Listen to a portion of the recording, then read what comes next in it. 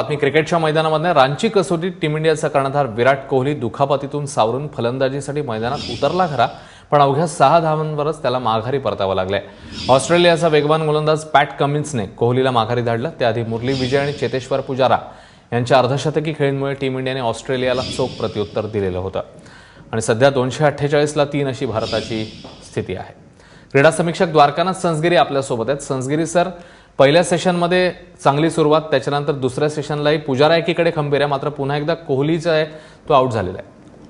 ही गोष्ट खरी आहे की कोहली लवकर बाद झाला, पण आपण एका कोहलीकडे वेगळ्या अँगलनी बघायला पाहिजे असं मला वाटतं की ह्या मालिकेच्या आधी कोहलीच्या धावा म्हणजे नुसती ती भरती नव्हती तर ती सुनामी होती आणि आता अचानक ओटी आलेली आहे. त्यामुळे जेव्हा अशी फेल्युअर्स येतात त्यावेळेला त्याच्यातून बाहेर पडणं कधी कधी कठीण झालं.